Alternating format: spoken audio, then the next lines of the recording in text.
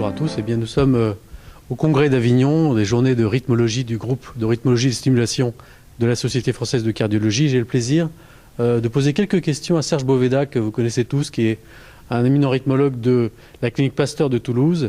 Et Serge, tu nous as fait une présentation sur l'extraction. Alors, j'ai quelques questions. Est-ce que d'abord, tu peux nous dire un peu quel environnement, quelle formation il faut pour réaliser des extractions dans des bonnes conditions?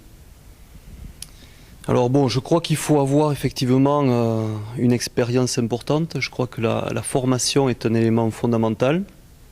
Je crois qu'il faut travailler dans une structure où il y a un service de chirurgie avec une couverture chirurgicale. On sait que les extractions sont des procédures qui sont à risque. Il y a un risque de 1% de mortalité. Donc il faut travailler avec une équipe chirurgicale en stand-by.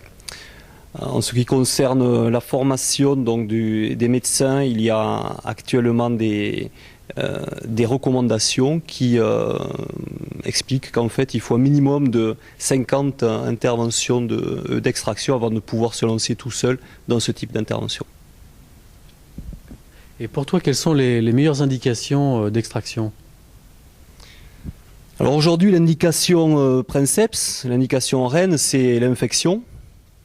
À peu près 60% des extractions dans notre centre sont en relation avec des problèmes infectieux, endocardite ou infection de la loge tout simplement. Ensuite, il y a de plus en plus des problèmes de dysfonctionnement de sonde, en particulier de défibrillation, avec nécessité dans certaines situations de retirer l'ancienne sonde pour en mettre une nouvelle, notamment s'il y a trop de sondes dans les vaisseaux, de façon à libérer un petit peu de la place pour mettre les nouvelles sondes. Donc ce sont les deux grosses indications, infection et dysfonctionnement de sonde ou rupture de sonde, ce sont les deux grandes indications.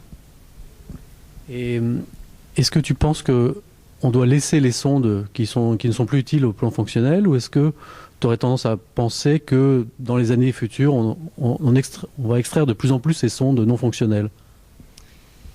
Alors effectivement, ça c'est une grande question. Est-ce qu'il faut rajouter des sondes au fur et à mesure au cours de la vie?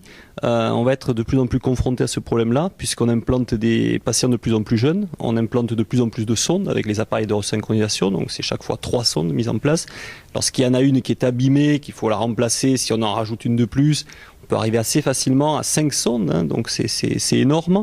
Je crois que c'est une question qu'il faut trancher au cas par cas, en fonction des patients, de l'âge du patient.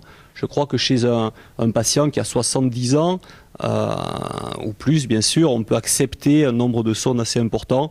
Chez un patient plus jeune, on va chercher à enlever les sondes non fonctionnelles ou qui ne servent à rien, de façon à préserver l'avenir de ces malades jeunes qui devront bénéficier d'un appareil implantable durant toute leur vie.